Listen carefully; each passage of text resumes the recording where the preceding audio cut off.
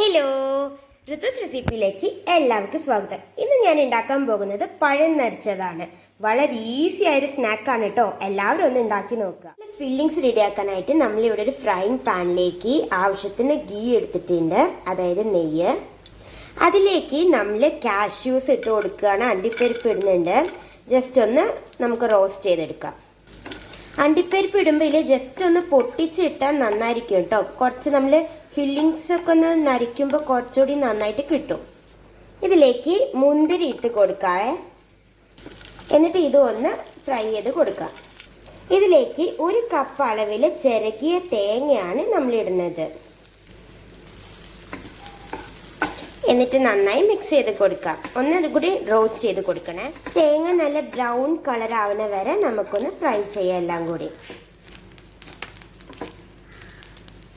ഇതിലേക്ക് ആവശ്യത്തിന് പഞ്ചസാരയും കൂടി ഇട്ട് കൊടുക്കണം. ഇതിലേക്ക് 2 ഏലക്കയും കൂടി ഇടുന്നുണ്ട് കേട്ടോ. നിങ്ങൾ ഏലക്കേൻ്റെ പൊടി ഉണ്ടെങ്കിൽ അത് ഇട്ട് കൊടുത്താലും മതിയാവും. ഇപ്പം നമ്മുടെ ഫില്ലിങ്സ് ഇവിടെ റെഡി ആയിട്ടുണ്ട് കേട്ടോ. ഇതിപ്പോൾ ഇത്രയും മതി. നമുക്ക് സ്റ്റവ് ഓഫ് ചെയ്ത് അല്പം നേരം റെസ്റ്റ് ചെയ്ത് വെക്കാം. ഇനി നമുക്ക് ഇതിനായിട്ടൊരു ബാറ്റർ റെഡിയാക്കണം. അതിനായിട്ട് ഇവിടെ 3/4 കപ്പ് മൈദപ്പൊടി എടുത്തിട്ടുണ്ട്. അത് ഞാൻ ഇവിടെ ഒരു ബൗളിലേക്ക് ഇട്ട് കൊടുക്കുന്നുണ്ട്.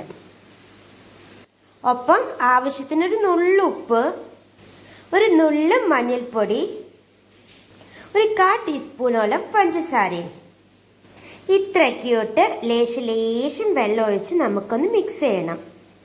എല്ലാം കൂടി ഒന്ന് മിക്സ് ചെയ്ത് കൊടുക്കാം.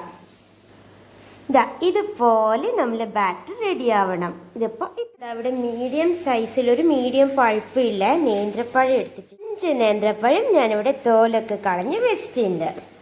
ഇനി നമുക്കിതിന് ഇതുപോലെ എല്ലാ പഴത്തിൻ്റെയും നടുക്കും ഒന്ന് കീറി കൊടുക്കണം.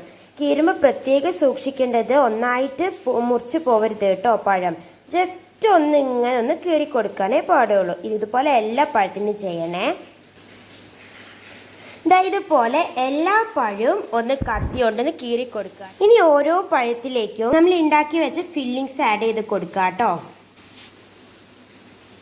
ഇതുപോലെ ഫില്ലിങ്സ് നമ്മൾ പഴത്തിൻ്റെ ഹോളിൽ നിറച്ച് കൊടുക്കുക. എന്നിട്ട് വിരൽ വെച്ചിട്ട് ജസ്റ്റ് ഒന്ന് പ്രസ് ചെയ്ത് കൊടുക്കുക. നമ്മൾ ഫില്ലിങ്സ് നന്നായി ഉള്ളിലേക്ക് ആവാൻ വേണ്ടിയിട്ട് കേട്ടോ. ഇനി നമ്മൾ ഉണ്ടാക്കി വെച്ച ബാറ്റർ എടുത്തിട്ട് ഈ ഹോളൊന്ന് ഫില്ല് ചെയ്ത് കൊടുക്കുക. നമ്മൾ ഈ ഫില്ലിങ്സ് ഇട്ടുകൊണ്ട് ജസ്റ്റ് ഒന്ന് ഹോള് ഫില്ല് ചെയ്യാനാണ് നമ്മൾ ഈ ബാറ്റർ യൂസ് ചെയ്യുന്നത്. നന്നായി ഒന്ന് നന്നായിട്ടൊന്ന് ഫില്ല് ചെയ്ത് കൊടുക്കണം. ഇതുപോലെ കേട്ടോ. ഇനി ഇതുപോലെ എല്ലാ പഴവും നമുക്കൊന്ന് ഫില്ലിങ്സ് നിറച്ചിട്ട് നമ്മൾ ഉണ്ടാക്കി വെച്ച ബാറ്റർ കൊണ്ടൊന്ന് കവർ ചെയ്ത് കൊടുക്കും. ഇനി നമ്മൾ ഫില്ലിങ്സ് നിറച്ച് ബാറ്റർ കൊണ്ട് കവർ ചെയ്ത് എല്ലാ നേന്ത്രപ്പഴങ്ങളും നിറച്ചൂട് വെളിച്ചെണ്ണയിലിട്ടിട്ട് ഫ്രൈ ചെയ്യാണ്. വെളിച്ചെണ്ണയിൽ ഫ്രൈ ചെയ്യുമ്പോൾ ഒരു നുള്ളു നെയ്യും കൂടിയും നമ്മൾ വെളിച്ചെണ്ണയിൽ ഒഴിച്ചാൽ കൂടുതൽ ടേസ്റ്റ് ഉണ്ടാവും കേട്ടോ. ആവണ അനുസരിച്ച് ഓരോ സൈഡും ഒന്ന് മറിച്ചിട്ട് കൊടുക്കുക കേട്ടോ. അനുസരിച്ച് നമ്മളിവിടെ കോരി എടുത്തിട്ടുണ്ട്. നമ്മളെ പഴം നിറച്ചത് ഇവിടെ റെഡി ആയിട്ടുണ്ട്. അപ്പോൾ എല്ലാവരും ഒന്ന് ഇതുപോലെ ഉണ്ടാക്കി നോക്കുക. പിന്നെ ഫീഡ്ബാക്ക് അറിയിക്കാൻ മറന്നു പോകരുത്. അപ്പോൾ ശരി, നാളെ വേറെ റെസിപ്പി ആയിട്ട് നമുക്ക് തീർച്ചയായിട്ടും തിരിച്ചു കാണാം. അതുവരെ ബൈ ബൈ.